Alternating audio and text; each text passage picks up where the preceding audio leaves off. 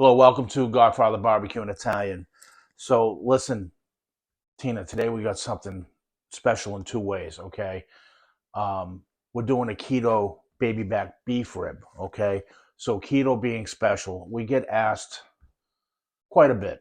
Do you have anything keto? Do you do anything keto?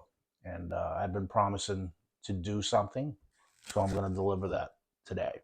And beef back ribs. I mean, we're in New England, we're up in Cape Cod, and for whatever reason, we don't come across them a lot. I know out in the middle of the country, Midwest, they're very common out there. But here we have your plate ribs, your chuck ribs, but hardly see the baby back. So we were shopping the other day and came across some, and I'm like, we have to do this, okay? So I'm gonna go over. It's a real simple recipe. Hopefully, if you're not versed in cooking ribs, I'm gonna give you some tips that helped me a lot and can really simplify the process. Okay. So we've got our ribs. We're going to trim those up shortly, show you how you do that. And it's simple, easy, delicious. Going to use a binder, Worcestershire sauce. You can use mustard, you can use mayo, whatever you like. You don't need a binder. This just helps the rub stick to the meat. Okay. As far as rubs go, we're going to sauce this, so I don't recommend anything other than a basic beef rub or a salt, pepper, garlic, which is 90% of what's in here. Okay, this is 1836 Suckle Busters. This is my favorite by far go-to beef rub. Okay, I use this on brisket, beef, roasts, everything. And for the keto part, I don't know if well, maybe you have tried G. Hughes sugar-free sauces. This guy has sugar-free sauces down. You will never know. And not only that, they're tasty. The quality is, it's not like a generic squeeze bottle sauce. Not that there's anything wrong with that, but something like this, you want to do it right. So highly recommend if you can find G. Hughes.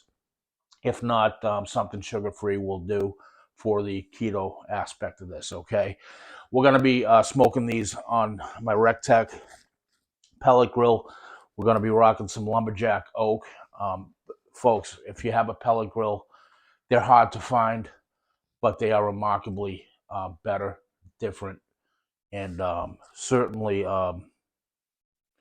flavorful. And the bark you'll see when we do this. And real quick, time and temperature with barbecue, especially with ribs, doesn't matter. We're gonna smoke these to the color I like or the color you like, and then we're going to wrap. Okay, so we'll see when it's time to trim these. All right, so I just took these out of the package. So what I'm gonna do is just a light trim. I'm gonna dry them off with a paper towel.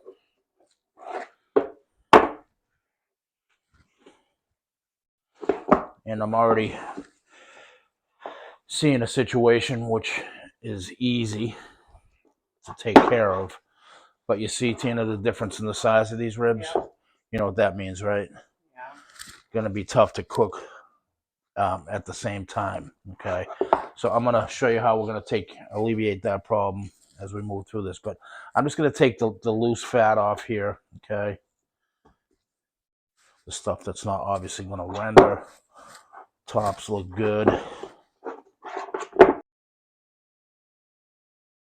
I want mine from the beefy one. Okay.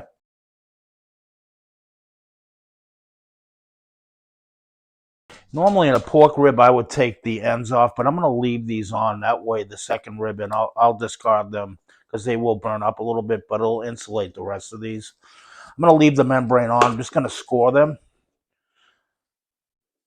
The membrane with the beef, you're going to really want to leave because they get very tender, and this will help keep them together. But, people's issue as well, the smoke doesn't get in, the seasoning doesn't get in. Just score them. You'll be fine. All right, we'll see when it's time to season. All right, so we're going to go on with our binder. And I just want enough to give a tiny, little coat.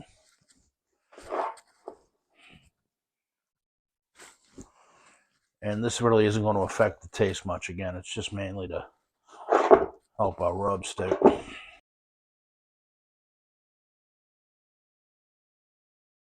Okay, I'm going to do the back side first with the rub.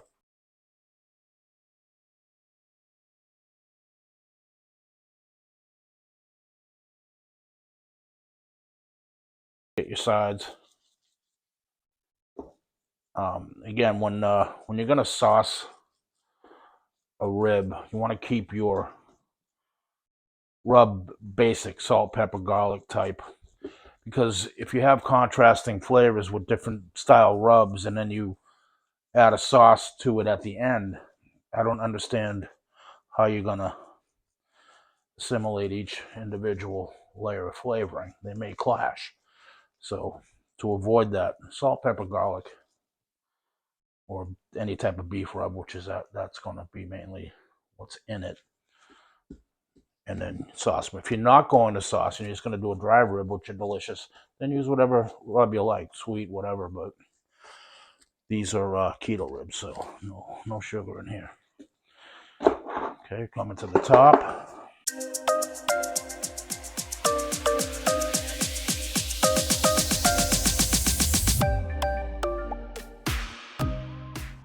All right, so that looks good.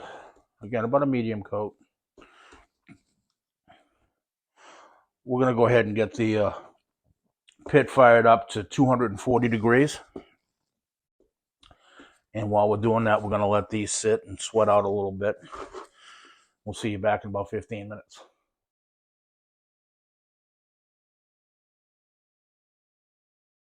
That's it, done.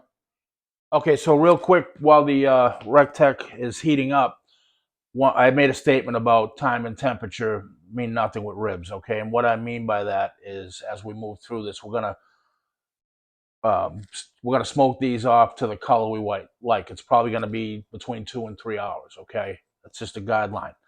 At that point, we're gonna wrap them, okay? We have one bigger rib and one small rib, so to kind of offset the difference in size, I'm gonna wrap the big rib in aluminum foil and the small rib in butcher paper, okay? The aluminum foil is gonna accelerate the cooking process, meaning the time, okay? As far as doneness goes, this is where people struggle with ribs. This is where I've cooked literally thousands of ribs, okay? People either go by temperature or they do a 3-2-1. I mean, every rib is different. I mean, as you can see, you can have two different ribs with different fat content or different size in the same package. So forget time. So what we're going to do is after we wrap them, we're going to start checking them about in the first hour and 15, hour and a half with the thermopen, with a probe, okay? I'm cooking till they're tender, meaning very little resistance, okay? That could be an hour and a half, could be 2 hours on this. If it's my green egg, it's usually an hour. And that's the other thing. Your pits may cook differently. So that's what I mean with ribs. Brisket, different game. Those are the two most common things we talk about, brisket and ribs, as far as time and temperature goes. Totally different world. But with ribs, trust me on this, use this method, and you'll cook them to the way you like. I don't like them fall off the bone. Most people don't, believe it or not, that are true barbecue enthusiasts. Okay, I wanted a clean bite through, little resistance, but some texture. Okay, if you like them fall off, then cook them till that point. But and again, to each his own. But with this method, you can't fail. Okay, you got a safety net. You're going to start checking them a little bit early. That's the key. You spent all this time and money on food. Let's do it right. Okay, we'll see you at the smoker.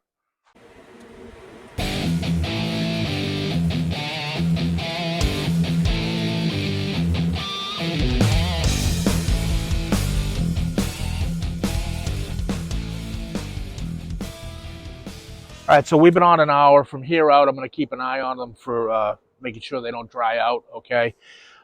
If they start to dry out a little bit, just spritz them with regular tap water, okay? No need to get fancy.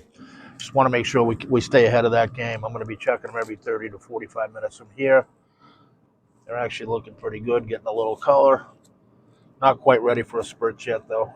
You see the rub still coming off, so once that stops is when you can start applying some spritz. If not, you're going to risk washing that rub away. So we'll see you in 30 more minutes. All right, guys, so it's been another 45 minutes flying solo here temporarily. So these are looking great. Nice color coming up on there. I'm thinking we're going to be ready to wrap in another 45 minutes or so. Okay, we'll see at that point. All right, so we've been on a total of 2.5 hours now, just for time reference. And I got nice color on here. I'm happy with that. Gonna wrap. And you know what's crazy, Tina? Is just for curiosity, I tempt these to see how much of a difference there was going to be on the bigger one to the smaller one when I used aluminum foil on the bigger one and butcher paper on the smaller one. Guess what? I got duped. Come to figure out, this big bone is throwing it off. They're exactly the same temperature. They're temping right at 165. Again, not that that matters, but I was just checking as far as the difference in cooking time. So that means we can wrap all in the same form, whether it's butcher paper or aluminum foil. I'm going to use aluminum foil with the beef because I don't have as much meat as I would a pork baby back, because this is essentially the bottom of the ribeye roast. These are the bones from the ribeye roast, and they take a lot of that meat off. So I want to conserve and make it as tender as possible what's left. So I'm going to use the aluminum foil to help me with that. It'll keep things a little bit moister than the butcher paper. The butcher paper won't hurt it, but the aluminum foil will actually help it in that scenario, okay? So we're going to bring these in. We're going to show you how we wrap. All right, so ready to wrap. Aluminum foil, heavy duty, 2 sheets per rack, okay? I got some butter, pats of cold butter down here. And I'm going to keep this simple. Again, this isn't a pork rib, it's beef, so no sugar, and we're keto, okay? So sugar-free sauce, couple thin pads of butter, just a little bit of sauce here to help with the moisture in the wrap. And I'm going to take these. See, they're nice and flexible already. Now we're just going to get them tender, okay? I'm going to lay those meat side down just a tiny bit more. Again, don't go crazy here. We don't want to steam them. We just want to keep some moisture in, okay? Yeah, steamed ribs do not sound good. No, I mean, the whole idea is to maintain that. We work so hard to get that bark out there, and we're going to maintain that, okay? So I'm going to come over with this. Again, double sheeted. Seal the sides up. Nice and tight. And just fold that excess in. Tighten it all up. So I'm meat side up here. So when I go back on the smoker, Tina, I'm going meat side down. That'll help tenderize that meat even further. And then the butter will keep things moist as well, along with the aluminum foil.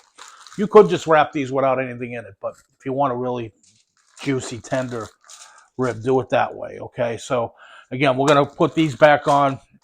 I'm going to check them. I'm going to start checking them in about an hour and 15 minutes from now. So we've been 2.5 on, okay, if you're keeping track of time, just in this cook. And then in an hour and 15 minutes, we're going to go back and we're just going to check. We're not checking for temp at that point. We're just checking for tenderness. We're going to use an Insta-read to do that. All right, so we'll see you back at the grill. All right, back on, meat side down, Tina. All right, so now that they're wrapped, I'm going to bump the temp up to 275, help speed it along. They're covered from the heat, so it won't hurt. It'll just expedite the cook, okay? We'll see you in an hour and 15. All right, so we've been an hour and 15. We're going to go ahead and check temps here. Just going to unwrap these right on the smoker. Oh, they smell. You smell that, Tina? Not yet. There you go. Yeah. Yeah. I smell it. Smells all right. Yeah, I'd say so. See the pull back of the bone, yeah. So these are still feeling. I can already tell they're not quite done, but when I turn it over, got some shiners there, and that's common with beef ribs because there's not a lot of meat on there. Yeah, these are real close. I want them to feel kind of like in between, like putting this into a jar of peanut butter. These are real close. And a stick of room temperature butter right in between them. Got just a little bit of resistance here. I'm going to give these another 15 and call it a day.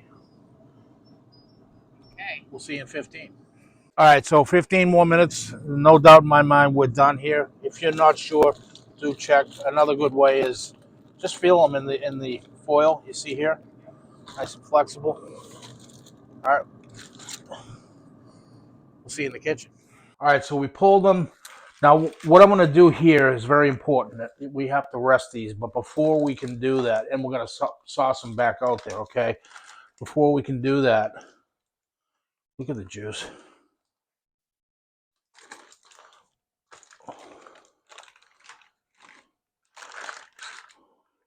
We need to just open these up and let them vent for a little bit. Otherwise, you'll continue to cook them, and you'll overcook them, and you'll end up with mush, okay? So you want to break the cooking cycle. Look at those, huh? So I'm going to let these sit like this in the open wrap for about 10 minutes or so. Then I'm going to wrap them back up. Not so tight, just loosely wrapped. And we're going to let those rest for a minimum of 30 minutes, okay?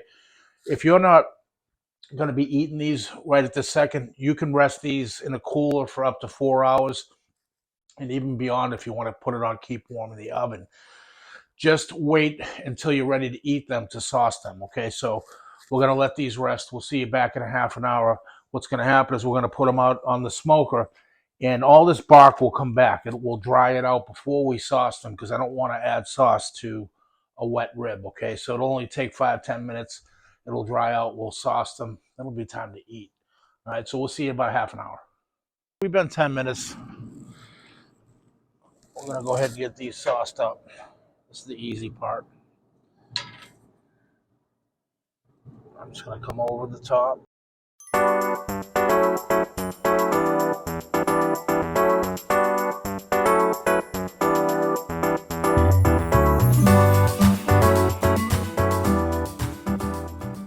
Okay, we're going to let these roll for about 10 minutes just to tack up, okay? Make sure your barbecue sauce is either warmed up or at least at room temperature when you do this. Otherwise, it'll clump up on you. All right, Tina, so here we go, right? Yep. These look unbelievable. You see how much shrinkage you get? But look how tender this is. Like butter. I'm going to cut right between the ribs. Okay. I'm going to give you one of these. Messy. Yeah, and one of these. Thank you. And I'm going to take one of these as well.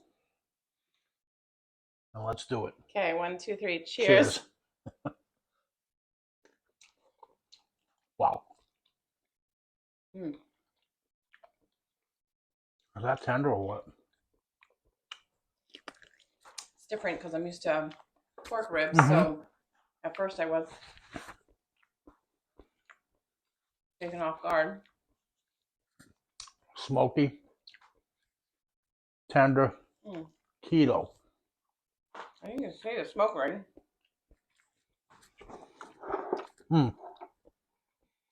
Look at the juiciness, though. It's, folks. Sorry. Again, talking with my mouth full. Part of the job. Simple, easy, delicious. Keto ribs. Try them. You can do this with pork ribs as well. If you're keeping track of time, this whole cook, including the rest, took 5.5 hours. Okay.